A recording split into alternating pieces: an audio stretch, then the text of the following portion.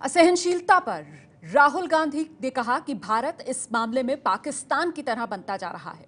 जवाब दिया गया प्रधानमंत्री नरेंद्र मोदी की तरफ से। जवाब में प्रधानमंत्री नरेंद्र मोदी ने कहा, भारत सहनशील है और दूसरे देशों की संस्कृति से भारत बिल्कुल अलग है। किस तरीके से टक्कर देखने के लिए मिली है सदन में, आइए दिखाते हैं आपको इस रिपोर्ट में। Our greatest strength, Madam Speaker, is our tolerance. Pakistan has failed because they did not allow the voice of their people to be heard. They have failed because their leaders crushed their voices that were inconvenient to them. Their biggest weakness is their intolerance. I request the government, please do not learn the wrong lesson from them. Please be tolerant. Please listen to your people. Embrace your own people. Max Muller कहते हैं, अगर मैं ऐसा देश ढूंढने के लिए पूरी दुनिया को देखूं जहां प्रकृति ने धन, शक्ति और सौंदर्य की सबसे ज्यादा छटा बिखेरी हो, तो पृथ्वी पर असल में स्वर्ग है, तो मैं भारत की ओर इशारा करूंगा।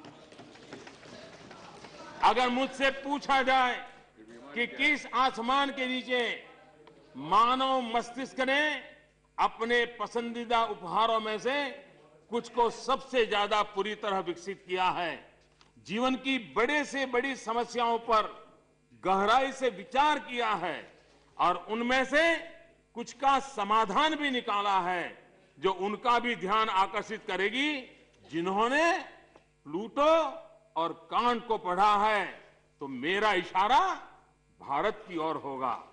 अगर मैं अपने से पूछूं कि हम किस साहित्य से यहां यूरोप में, जिनका पालन पोषण लगभग पूरी तरह से ग्रीक और रोमन्स तथा यहूदी जाति ज्यूस के विचारों पर हुआ है, सही की पहचान कर सकते हैं, जो कि अपने आंतरिक जीवन को और उत्तम और विस्तृत तथा अधिक विश्वव्यापी और वास्तव में एक सच्चा इंसान बनाने के लिए जरूरी है। केवल इसी जीवन के लिए ही नहीं, अपितु इस रूपांतरित और अविनाशी जीवन के लिए तो फिर से मेरा इशारा इस महान भारत की ओर होगा। ये बात मैक्स मुलर ने कही है। इस महान विरासत के हम धनी हैं और उसी विशाल विरासत हम सबकी ताकत है। आइए हम उसका गौरवगान करें और हम संकल्प करें कि संविधान के प्रकाश में, हमारे महान महापुरुषों की त्याग और तपस्या के प्रकाश में जो उत्तम है उसको लेकर के हम चले। जो काल बाह्य है उसको तो काल भी स्वीकार नहीं करता है, जो नित्य नूतन होता है उसी को स्वीकार करता है। उस नित्य नूतन को लेकर के महान राष्ट्र के निर्माण में हम सभी सदस्य अपना योगदान करेंगे।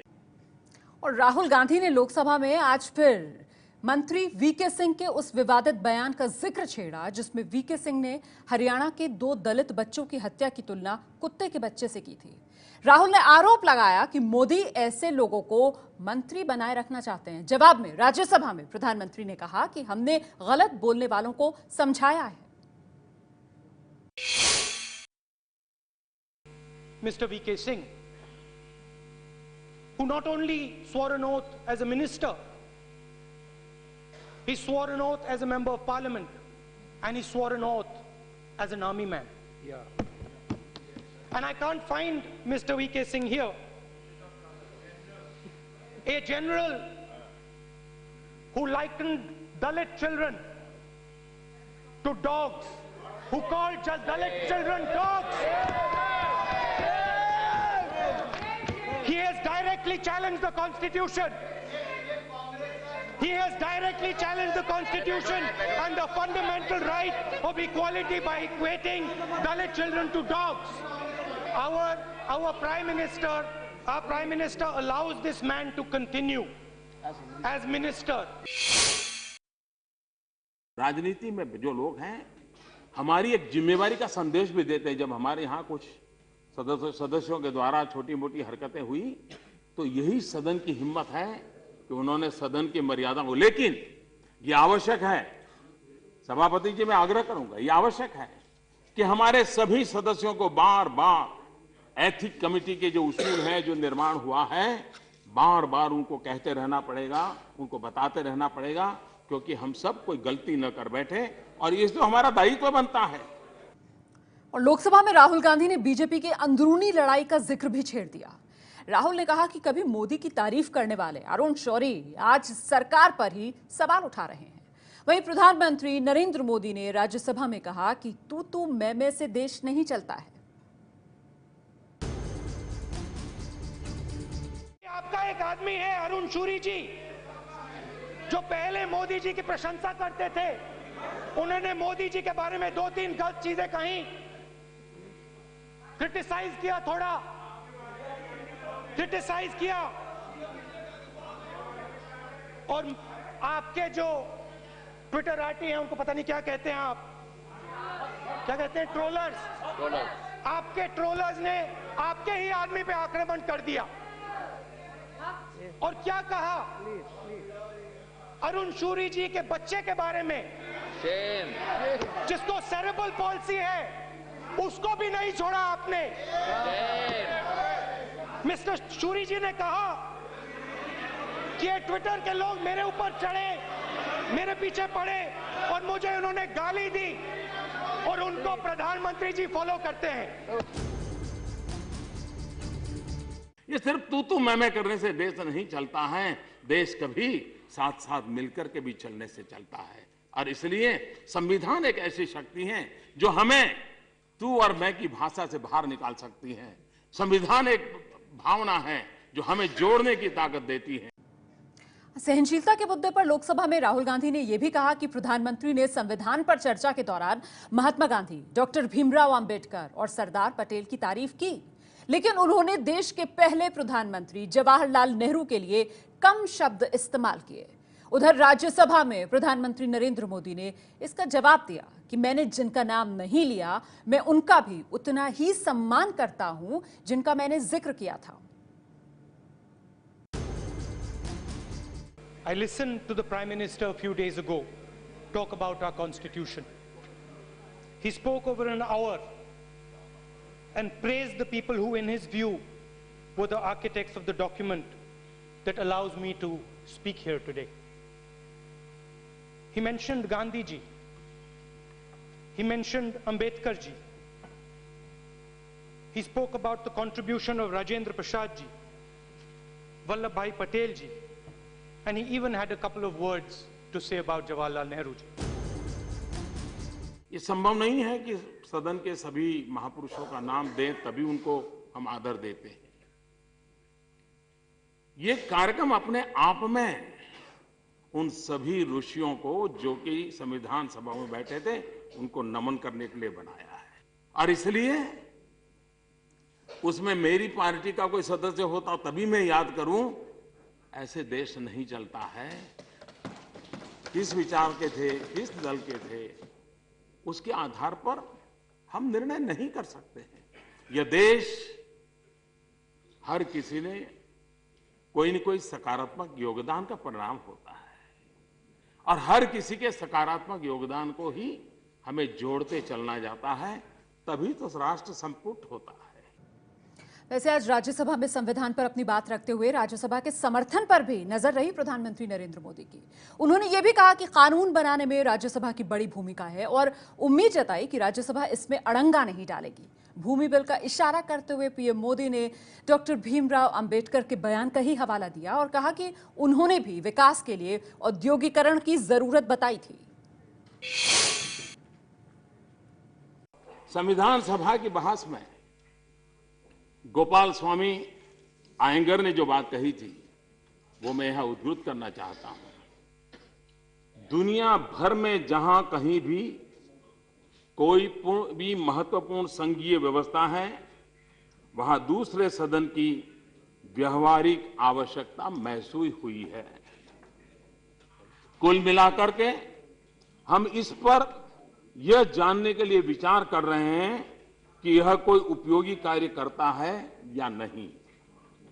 दूसरे सदन से हमारी अपेक्षा संभवतः केवल इतनी है कि महत्वपूर्ण विषयों पर गरिमापूर्ण बहस कराएं और संभवतः क्षणिक भावावेश के परिणाम स्वरूप सामने आने वाले उस कानून को तब तक लंबित रखना जब तक वह भावावेश शांत न हो जाए और विधायिका के समक्ष आने वाले उपायों पर शांतिपूर्वक विचार न कर लिया जाए और संविधान में यह प्रावधान करते समय हमें यह ध्यान रखना होगा कि जब कभी किसी महत्वपूर्ण विषय पर, विशेषकर वित्त से संबंधित मामले पर लोकसभा तथा राज्यसभा के बीच कोई विवाद हो तो लोकसभा का मत ही मान्य होगा।